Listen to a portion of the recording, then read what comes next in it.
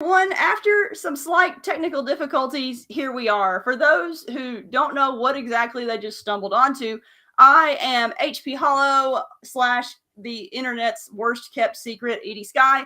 And then Jacob Holo is my husband, and we both write stuff with varying levels of crazy. And we just kind of decided to start doing a monthly series wherein we just talk about stuff and share our delightful selves with the internet. So, um, and so Yeah, tonight, that's one way to put it. tonight we're kicking off our little series, talking about one of the questions that is asked us the most, which is how exactly we met, because it is an epic tale that we never actually have time to tell at conventions. So we figured we would start there. But first off, the way this is going to work with this series, we'll start off by talking about whatever interesting book news we have coming up. After that, we'll move to the story or topic of the month. And then afterward, we'll answer any audience questions about literally anything. So if you got questions about our books, you got questions about Nova, you got questions about whatever weird stuff you see about my room, just go for it. So Nova is our cat for anyone who doesn't know. I assume people know Nova better than they know us at this point. And so she will probably make an appearance. I think she's under my bed right now. She's been really enjoying the underside of the bed for some reason recently. It's that and the Hello Fresh box. So anyway, I guess we'll get down to the "We're authors, please buy our stuff" segment. In terms of book news, we've got a few little things coming up. First off, the mass market paperback edition of the Janus File by Jacob and David Weber is coming out September 26th. I made notes. I was prepared. So it's coming out September 26th. So if you like pocket-sized books that you can hide in secret places, then go ahead, pre-order it, pick it up at your favorite bookstore at the end of the month, or just buy it and give it to random people. We don't care as long as it gets bought. Let's see. We're next, simple that way. We are very easy to please. Just buy our books and tell other people about our books, please. All right, next, Jacob, you told me to do all the book news, but this one's exciting because your first solo novel from Baen is coming out in November. Actually, yes. yeah. So it's very soon. Yes, so it is the Dyson File. It's book 5 in the Guardian Division series. It's another police procedural in the series featuring our two kind of detective odd couple of Isaac Cho, who's the... I'm putting important links in the chat. Okay. Okay. Keep it interesting. Who's the more by-the-book member of the protagonist pair. And then there's Susan Cantrell, who is... her idea of problem solving is to blow it up. So... It's not a bad problem-solving method. And the novel starts with a suicide, a quote-unquote suicide. It's always ambiguous in this future. And leads, so they're sent in, and it's the suicide of a very high-level engineer who's in charge of the project to demolish the planet Mercury to build a basically a solar collecting megastructure, hence Dyson. So Dyson Swarm. And they initially treat it, they treat it as a potential murder, and they find some really weird stuff that doesn't make sense, and they keep digging and they keep finding things that don't make sense, and people start trying to kill them, and it just sort of it's got some crazy corners too. There's a dinosaur hunting park, you guys, and there's like a whole little, not really cult, but they kind of feel like cult, where they think they're married to Mercury, the planet, and they've got little Mercury themed cupcakes, and it's bonkers, y'all. It's wonderful. I love it. I interrupted you. Was that it? I was pretty much wrapping up. So okay. That's so fine. It comes out November 7th. Pre-order the heck out of it, please. And also, if you are interested in signed pre-orders specifically, Fiction Addiction in Greenville, South Carolina is kind of our go-to for signed books, because I'm out there all the time and there's a really good sushi restaurant nearby, and so I like to drag Jacob out there for signings. So please order all the signed books. But I'm putting that in the link, or that link in the comments as well in a second. But yeah, pre-order at your favorite spot. What other news do we have? As for my own writing news, I am still working on a book proposal. I gave the first 3 chapters to Jacob, and he was like, "This needs a little more work," and I cried a little bit. So I'm editing this week. Crying is just in my defense, I delivered the news as softly as I possibly could, and you did not take the news well. So, but then you process. Yeah, but then you knuckled down, and the update that of the first chapter that I got back was a lot better, a lot stronger. I took that draft and I kicked its butt.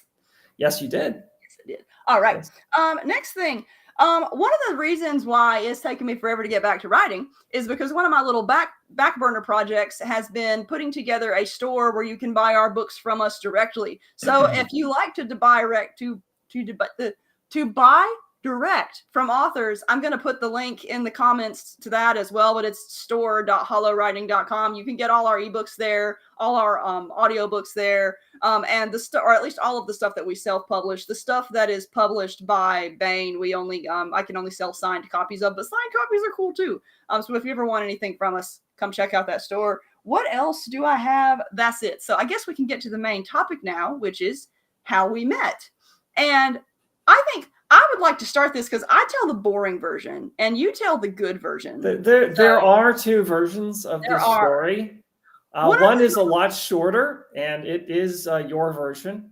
The most ironic part of this relationship is, despite the fact that I am the one that writes steampunk giant robot romance smut, Jacob is actually the more romantic of the 2 of us. I'm about as romantic as a potato, you guys. Like, it's really hilarious. But yeah, so my version of the story is really, really short and really, it's not even sweet, it's stupid. But so there was a period in my young adulthood where I was a really big fan of 30 Rock, and for whatever reason really related to the character of Liz Lemon. And there came an episode where, because she was a writer professionally. She was living the dream and doing fantastic, hilarious things or whatever. And this is the show where we watched the first episode and we got to it, and you said, "When does it start getting funny?" So we never watched any more of it. And anyway, that sounds like something I would say. So there came an episode where, like, for whatever reason, I was just having one of my bad existential crisis days. And we got to the episode where she's like in her apartment alone, just vibing, and then she nearly dies because she choked on a peanut. And for whatever reason, my thought process was like, that's how I live. That's how I'm going to die. I need to meet someone. And there was more to it than that, of course.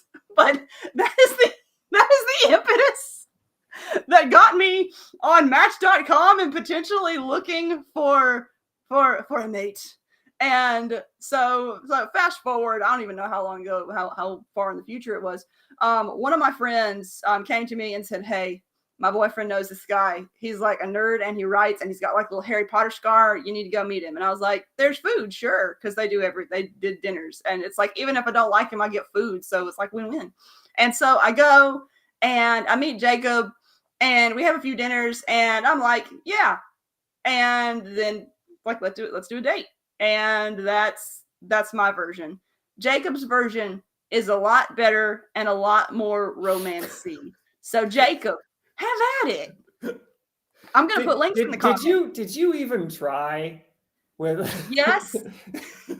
Hey, you told me that you were gonna tell the good version anyway, so I'm just fast forwarding. Yes. This is the skip intro button on Netflix. So we're getting to the main event now. So have at it, delightful husband. So let's see here. It's December 1st, 2011. I was invited over a friend's house. I wasn't told anything other than there would be food and a movie. Unbeknownst to me, Heather had been completely briefed that, hey, there's going to be a guy here. She had already Facebook stalked me to learn more about me. Yeah, I had to do research. The librarian. which in your version of the story, you just glossed completely over this. Well, yeah. Anyway, so I go to I go over to my friend's house, and we're just hanging out. His girlfriend was there, and then Heather shows up, and I'm thinking to myself that wow, what is someone this good looking doing hanging out with losers like us? I put on makeup. It was like a once in a lifetime experience. You were back then, and you still are very attractive. Oh, thank you. So you and some conversation happened, and I actually misheard part of the conversation. What had been mentioned was that your sister, Kelly, was engaged to be married, and I had misheard that you were actually the one engaged to be married. And I'm thinking to myself, it's like, oh, this is just so typical. Of course, the really attractive one is already already found someone. Fine, whatever. At least there's food in a movie. So I had some food and sat down, and I think we were watching a Sherlock Holmes movie. Yeah, it was one of the Sherlock Holmes movies. And so I sit down on the couch, and Heather sits down right next to me, like really close. And I'm like, I'm just not really feeling an engaged vibe here. Nope. And so I was confused, but I'm like, okay, whatever. So the movie's going on, and I make some sort of joking comment, and Heather laughs at it, and it's like, that's I'm really, she's just laughing at my jokes here. I'm really just not getting an engaged feeling here. And so, movie ended. I went home, and I'm like, that was strange. Was I missing something? Did I mishear that she's engaged? So then I get invited back over my friend's house a week later. So this is December 8th, I believe.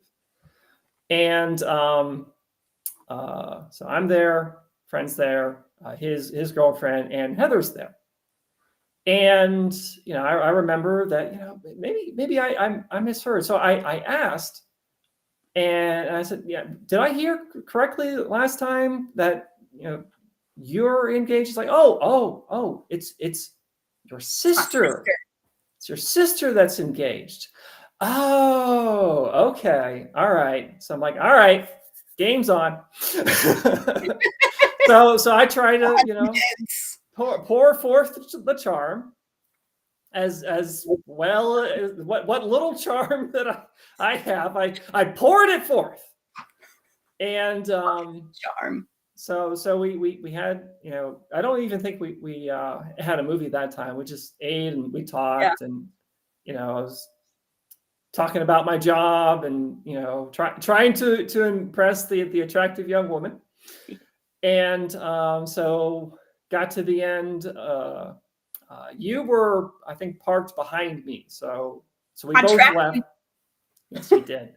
Yes, I did. So we both left at the same time, and so we're in the driveway together, and said, I say, hey, would you like to get a bite to eat together sometime? And what was your response, Heather? I said maybe. You said maybe. I said maybe. And I had a reason for it. Hold on, I will get to that. I will get to that.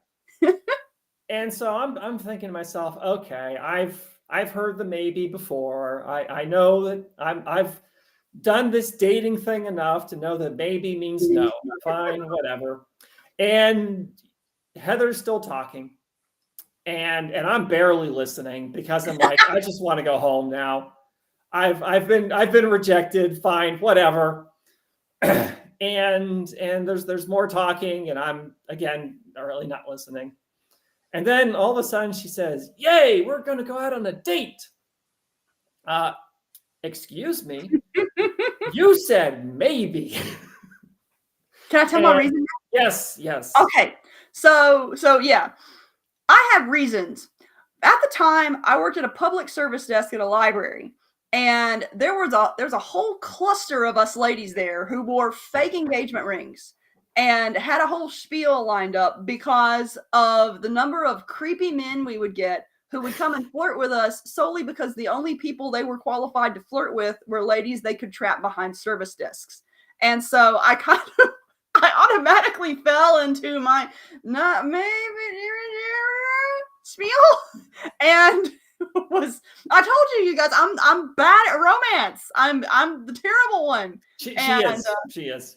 I agree with this assessment. Did my fake engagement ring also contribute to your early confusion about whether I was engaged or not? I can't remember if I wore the fake engagement ring. I remember that you did have. I think you had more than. You had at least one ring on, but it was like a class ring. No, like my college ring, yeah. So anyway, we there was a whole cluster of us that had a how do I get rid of this person in the most painless and least annoying way possible spiel.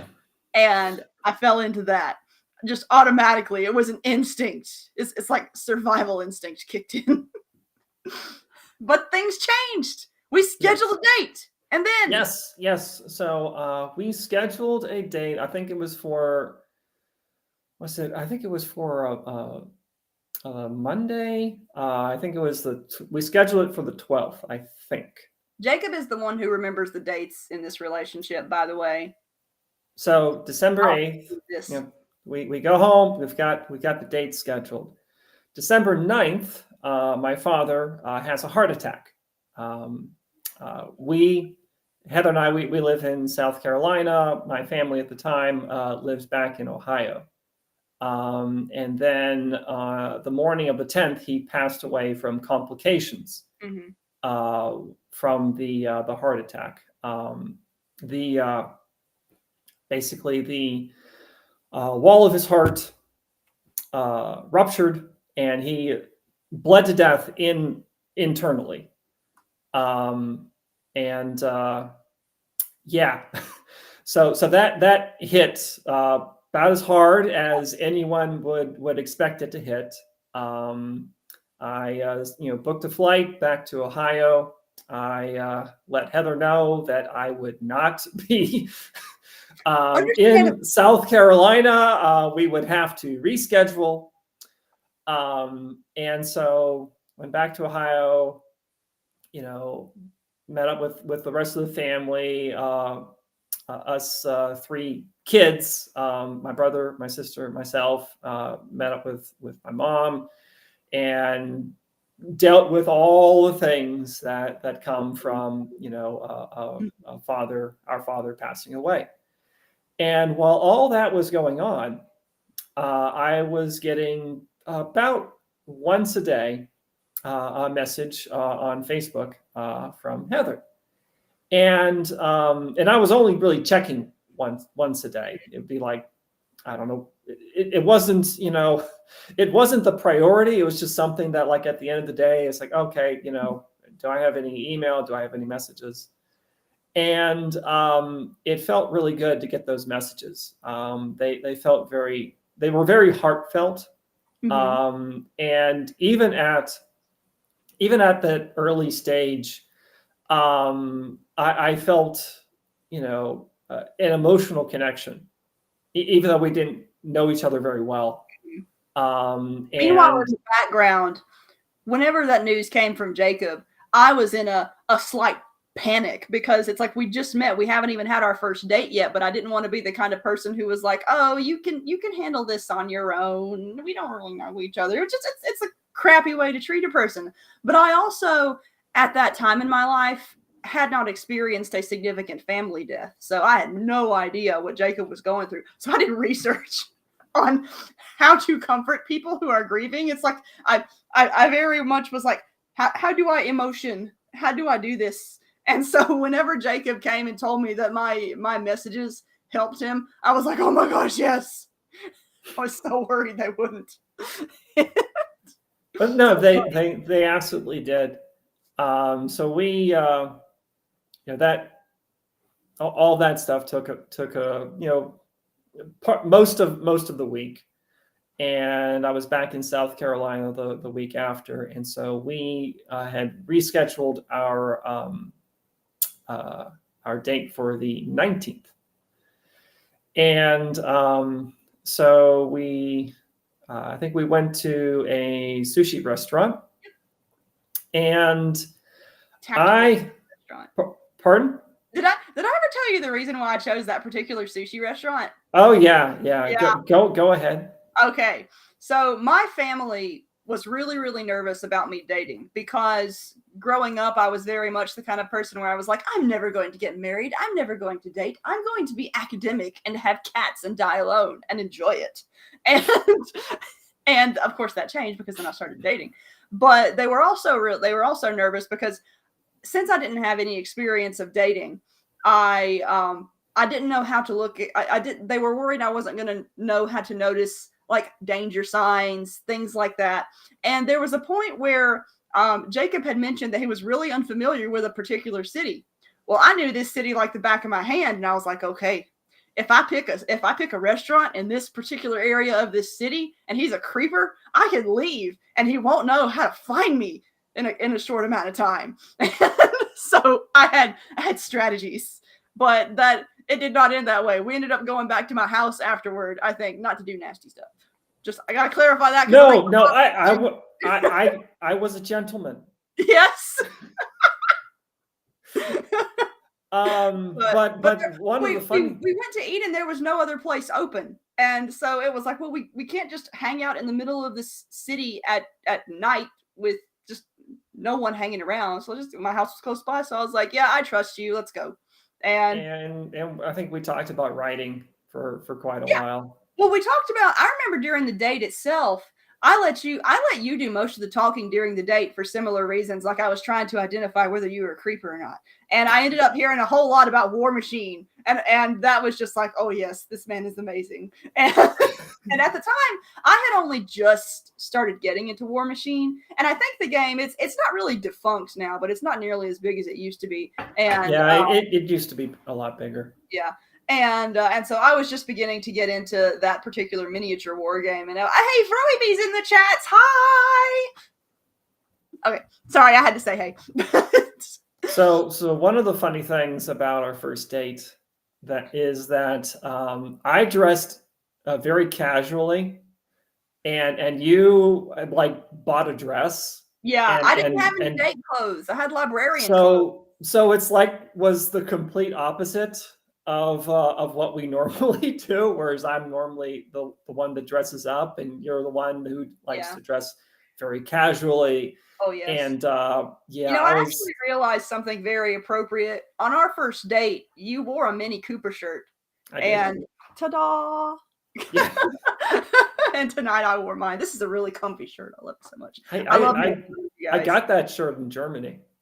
Ah, cool. Yeah, I think I underestimated how many shirts I needed, and so I bought one from the company store at the Dingolfing plant.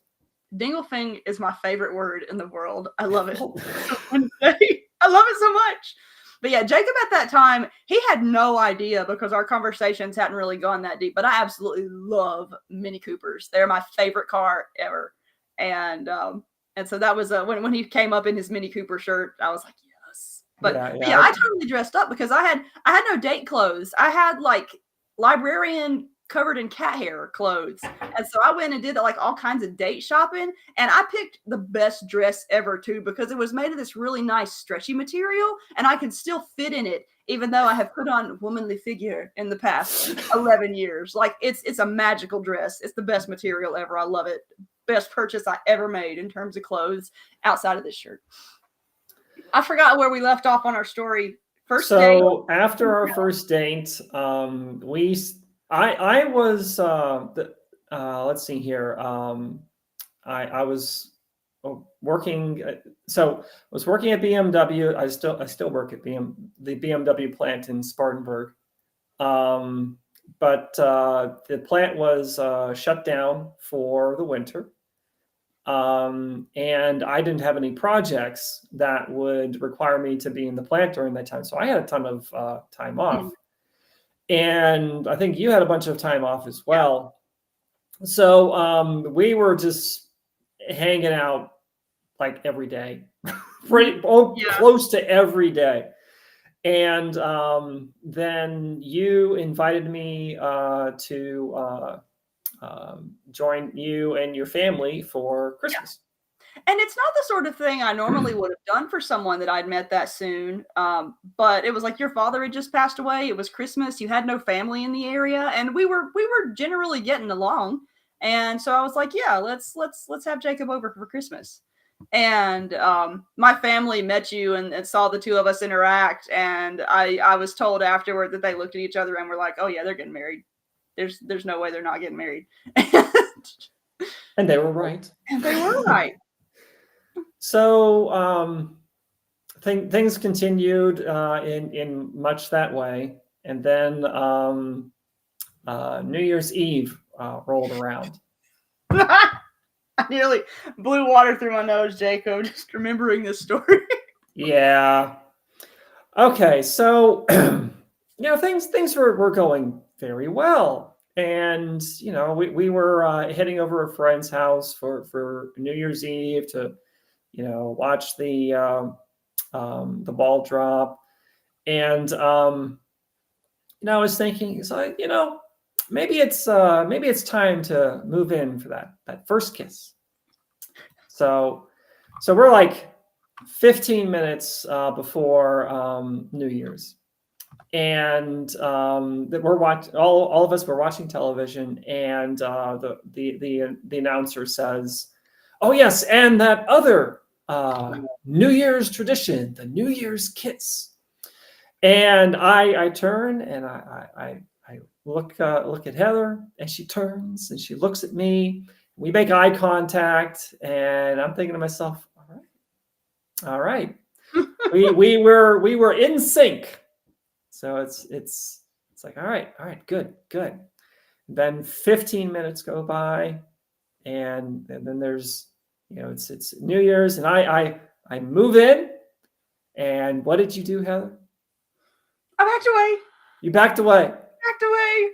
And so I'm like, oh no, I have misinterpreted the signals.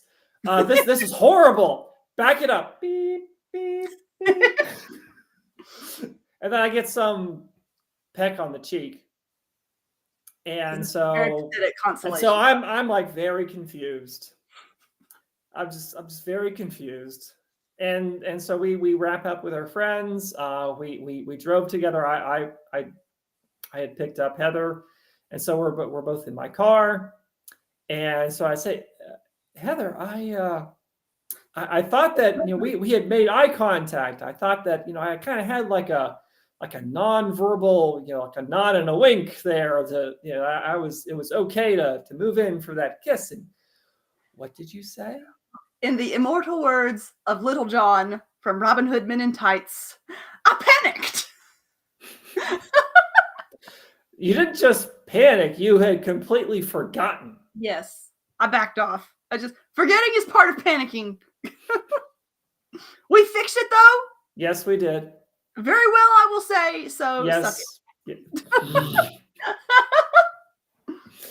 So anyway, the relationship continues quite well, and we this is so we're in, I don't know, maybe early mid-January. We're like, something about there. Hey, Heather, where do you think this is all going? And you're like, I think it's going the distance. And I'm like, I'm kind of feeling that too. Yeah. Pivotal too was that at some point over the course of this month, you had given me The Dragons of Jupiter to read, which at the time was a novel you were shopping out to various publishers. And it was an important thing to me to be able to read your work, because for entirely selfish reasons, I wanted to know if you were actually a good writer, because I was not going to be able to be in a relationship with you if you were a terrible writer. Because it's like, you know, you run into those people who think they're writers and they just, bless them, they're not. and I didn't want to be in a relationship with someone where I couldn't read their writing and didn't enjoy their writing. Mhm. And because I was very much, one of the reasons why I ended up dating you in the first place was because I wanted to meet someone, but I was literally so picky that half my friends apparently thought I was asexual at one point. And it's like, I wanted to meet the right one. And when I first started dating, I figured, okay, it's going to take some time to figure it out. But then I met Jacob and I was like, this man is just me with math. I'm never going to meet anyone better. Let's try it.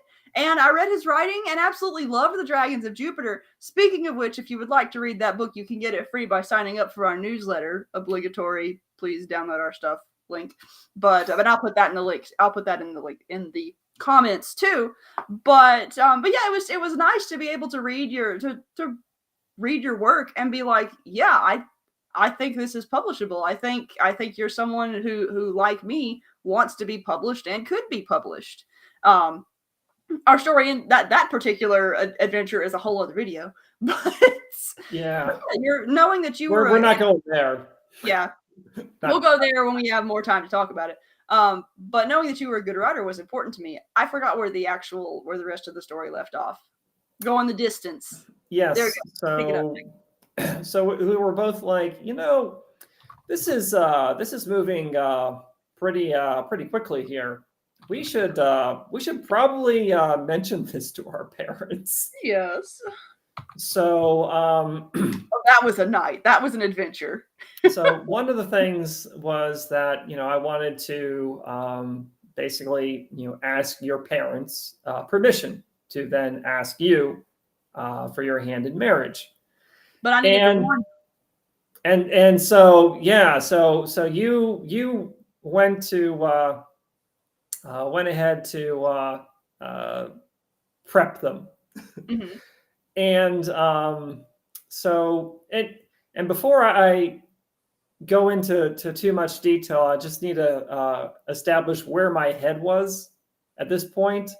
You know, my dad had very recently passed away, and so I was still reeling from that. Mm-hmm. And very much in a mental state where I was prone to kind of jump to, you know, my brain would jump to like the worst case scenario. Mm. So anyway, with that foundation laid, you go to talk to your parents, and I'm expecting to hear back from you.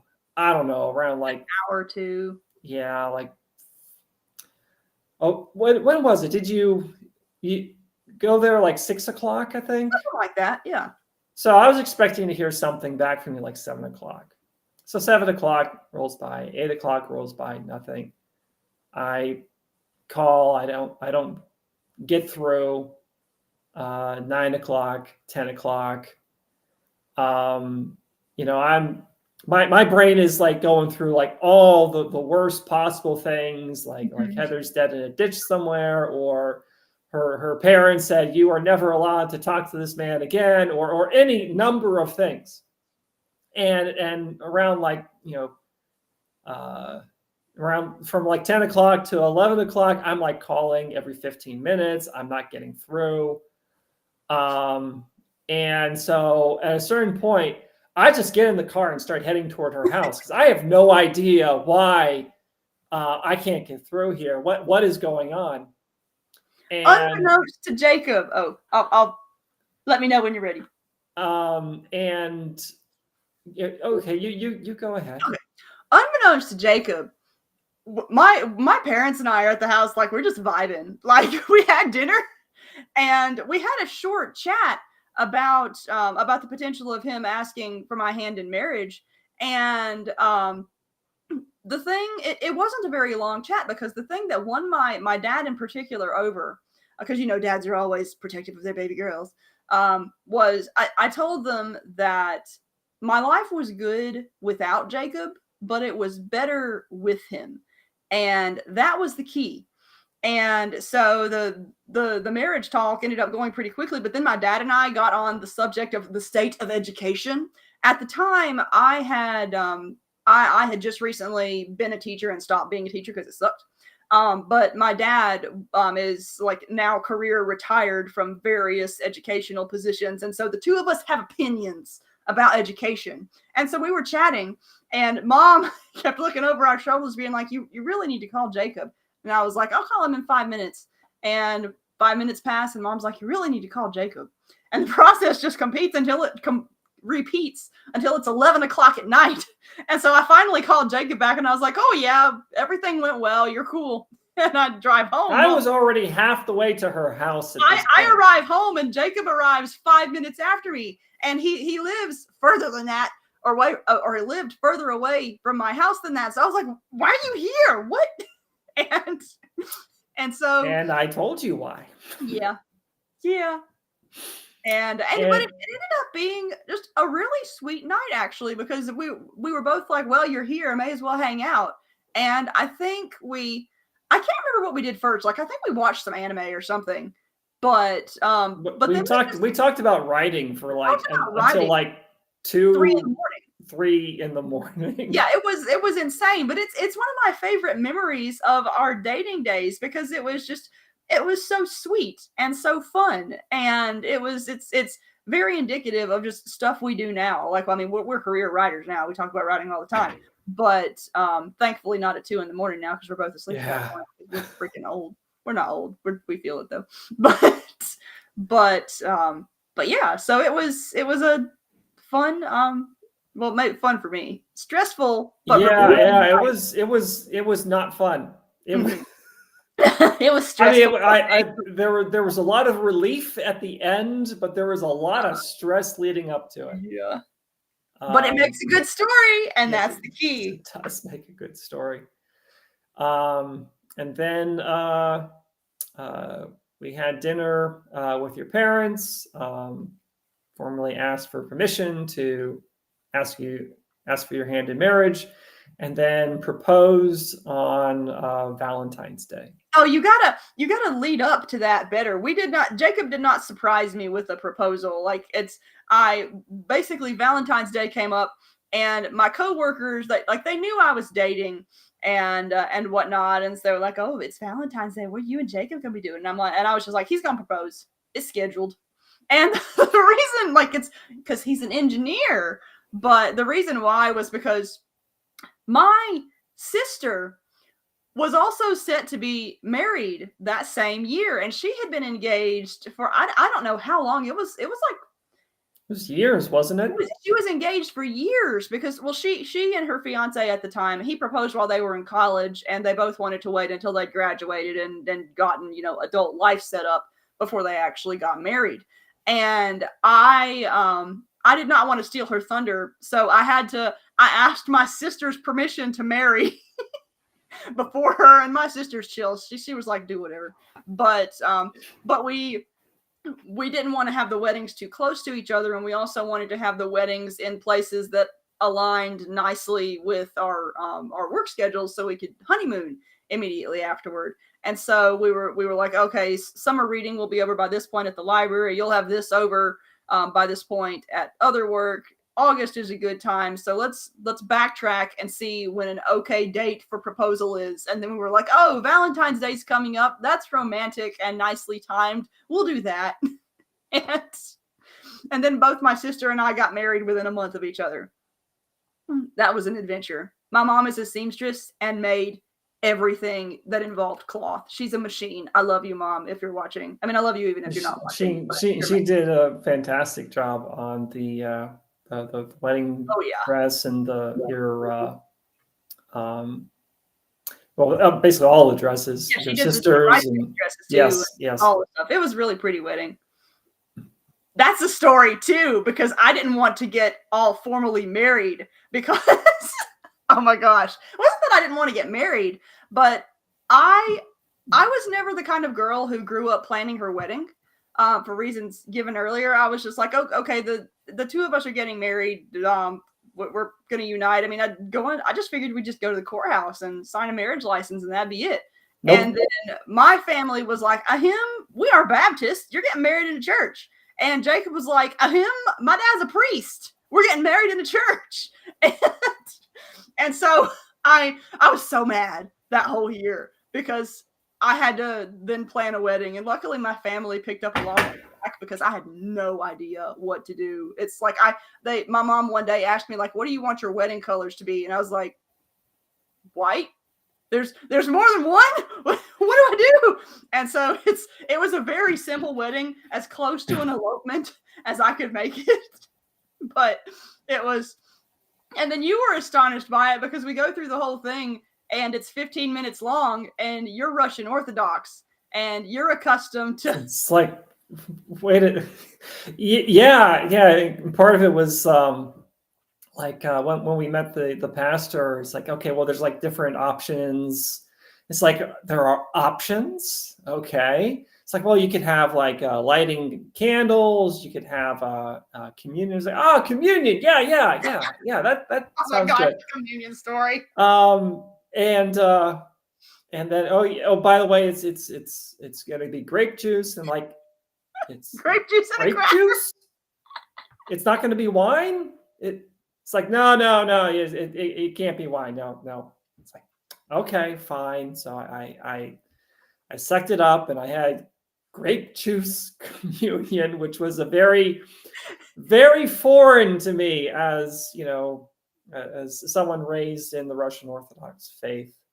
We had considered doing a Russian Orthodox wedding, but there's so your much, family was weirded out. the thing is there's so much ritual involved in Orthodox practice that Baptists with their praise bands and their jeans at church are just not used to.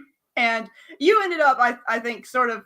I think you weren't really able to find an Orthodox church that you really liked in our area. Well, and so there is one, but I wanted, in terms of like where we went to church, I wanted to be, with you and your family, mm-hmm. So yeah, when we go to church, we go to the Baptist church, which is still, you were the fanciest person there. The bow tie, but there's no wine. I remember being so excited when I went to visit the Orthodox church, though, because I was like, "Oh my gosh, there's wine and snacks at the end of this." it's not a snack. I know, but it's a sacrament, Heather. It was. See, this is why I can't go to an Orthodox church. I'm too irreverent, and I feel like I respect, like, I really admire the sheer majesty and tradition of it, but my brain just can't handle it. Yeah, a lot of times, if you ask the question, I can't misbehave in an Orthodox church, or God Himself is going to come strike me down because I'm playing Pokemon Go during the sermon. Well, you have like the questions like, well, why do you do it that way? And the answer is, well, we've been doing it this way for hundreds of years, and that's just kind of how. Yeah. And then we had a meeting, and we decided to do it the same way after this meeting, and it fascinates me. So one of my great regrets about your dad's passing is that I never got to meet him, because I feel like those would have been some very interesting discussions. I would have been mischievous about it, but it's fascinating, the two different worlds we come from in that respect. The two of you would have gone along very, very well, and your dad, he would have very happily talked your ear off about faith in general, about this. He was a priest, and he took his faith very, very seriously. He was very knowledgeable about it. See, that's my issue. I take nothing very, very seriously. But the thing that won me over about your dad, even though I never met him, was because the the one iconic picture you have of him in his sort of little memorial that we have set up in the house, he has this really, really mischievous smile on, and it's very subtle. It's very subtle, but it's also identical to my dad's smile when he does smile, because my dad is a very subtle person too. And if you listen really closely, though, you can hear how great of a smart aleck he is. But you have to know what to listen for. And I feel like our two dads would have really gotten along, and I would have gotten along with your dad very well. Yes, you would have. Yeah. So where did we leave I off? think that that really wraps up the story of how we met. Yeah. Ending with us getting married. Yeah, ending with us getting married. And then we went to, where'd we go for our honeymoon? We went to Vegas. We ate so much food. Oh my gosh. I was like 20 pounds heavier when I left Vegas. No, you weren't. I want to go back. I felt like it. I mean, I was still hot, but I had we ate well. We did. I want to go back just to eat. I want to go see that one 18+ Cirque du Soleil show, because it's like the acrobatics are going to make it interesting. Not your thing. All right. So we're down to the last 10 minutes. So yeah, that is the epic tale of how we met. And so for the handful of people that are watching, if you have any other topics you want to see us cover, we're going to be doing this every month. Our next one, I forget what date it's coming up. Just look on YouTube. But we're going to be talking about how we outline. Because for whatever reason, we've had a ton of people ask us specifically about how we outline recently. And so we'll chat our outlines. But to fill the last 10 minutes, let's see. What you been reading, Jacob? I have been, well, besides your stuff. Yeah, obviously. Well, I've been reading various things from the from David Weber's Honorverse. No way. Yeah. And I actually, there's a short story that I've already read it, but I have to reread it because the short story is very relevant to the time period that the novel that me, David, and Tom Pope are preparing for. It's very relevant to that. And it actually features some of the characters that one of the POV characters and his daughter and her tree cat. And so the next thing I'm going to do is reread that short story and then take another pass at the outline that Tom and I have been working on before we presented to David. In terms of stuff for fun, and obviously I enjoy reading the Honorverse stuff, but that's also when I'm reading it, I'm paying very close attention to it, so it's not exactly the same as just reading, for the joy of reading. Mm-hmm. I'm about halfway through another Ed McBain book.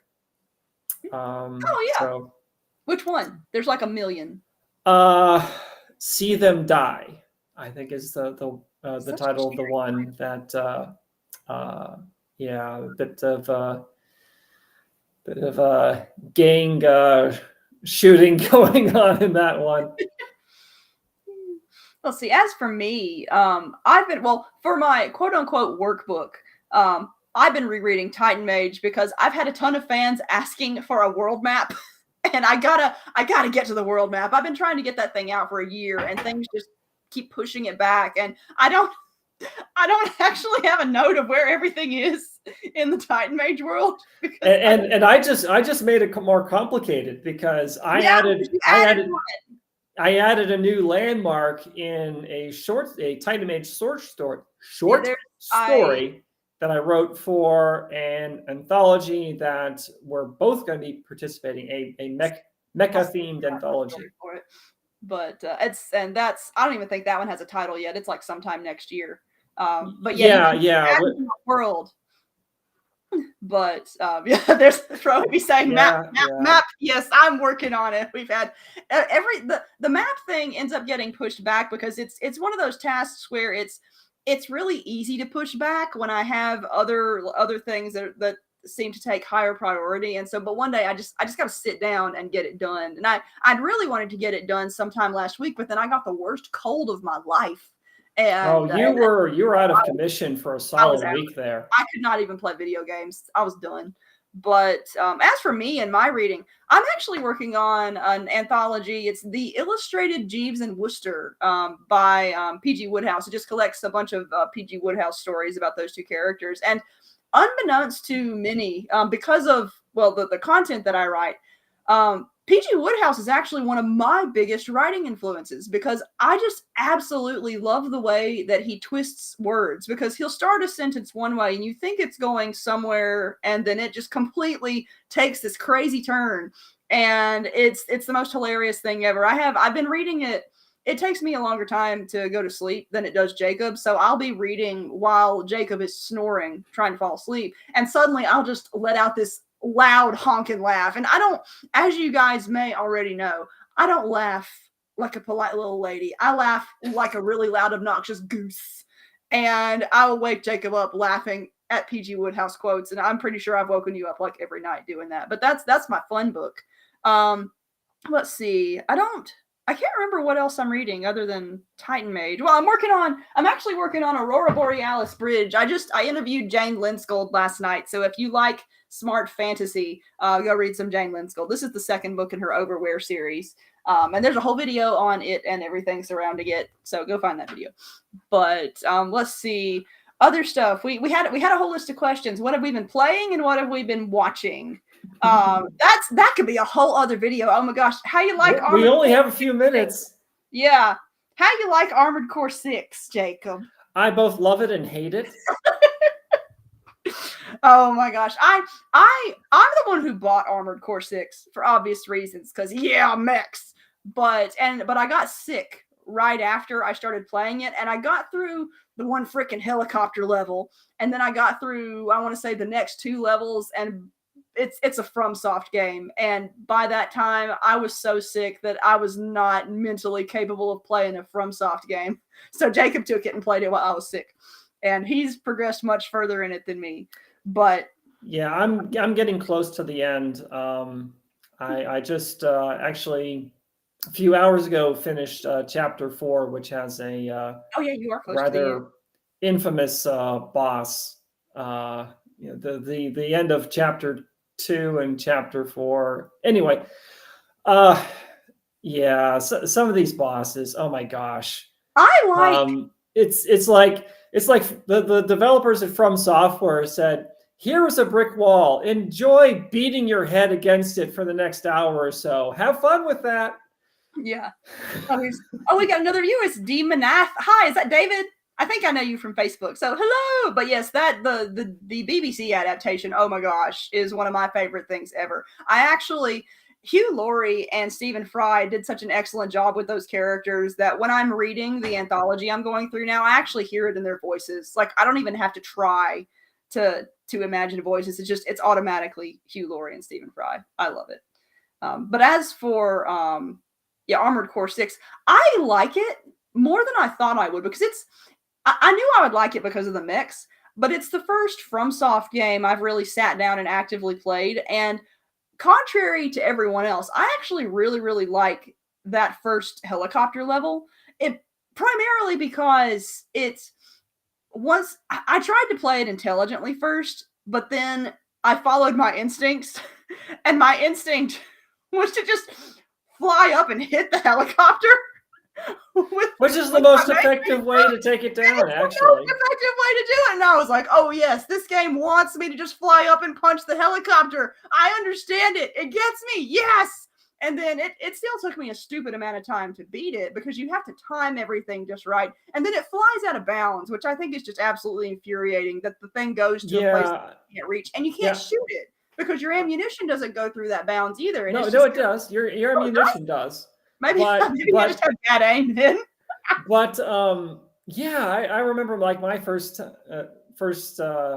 time fighting the From Software classic tutorial boss that kills you multiple times. The Demon Souls one? No. I mean, just in general, their tutorial bosses are generally pretty tough. Yeah. That I had I've been whittling away at it. I ended up with the machine gun and the missiles that you have. It's like, okay, I got it staggered. Okay, I'm gonna boost in and melee it. And I boost in, and before I can reach the boss, I hit an arbitrary wall that stops me. And I'm like, what the heck is this? That element is frustrating. But the thing I like about it, though, is, first of all, I've been playing Final Fantasy 16, which I love to death, but it's easy as all get out. Like, it's very much like there's when I had a boss that I actually had to face more than once, it was something of a relief, because the game, even after I took the story mode rings off, was really, really easy for me. And it's a relaxation game for me, so I don't mind. But coming off of that, it was really fun to have a game where the entire point of the game was to be challenging. And so I like that about the helicopter. But then also, once you beat the helicopter, the subsequent levels, like the first 2 or 3, are so easy you feel like God when you when you go through them, and it's like, kneel before me, or don't, just blow up. And I really enjoy that aspect of it too. And then of course you get to the walls that are just infuriatingly hard. But it's definitely a love-hate game. But I want to keep building up my robot, so I'm gonna keep playing it. But we got 2 minutes. Some of the attacks from those bosses, they come out so fast, and the tells are so subtle. It's just yeah, it's hard. Or like I was fighting this one boss, I think yesterday. I've been playing a lot of Armored Core this weekend, and I think it's Cataphract, and it's got this spread beam attack that I still don't know how to dodge it. I just sort of like, I just take the damage tax and move on. It's like, okay, it's gonna hit me, whatever. It's like, what? All right, we got 1 minute. I'm going to ask what we're watching, mostly because I just want to yell about it. And Jacob, what we've been watching? One Piece. Yes! Oh my God! Which was fantastic. It was. The miraculous thing about One Piece. Oh, hello, ma'am. Hold it. Nova's yelling at me. 1 second. I got to come back. So, first off, hello. Nova doesn't care. I'm going to let her out of the room. All right. She was screaming at me.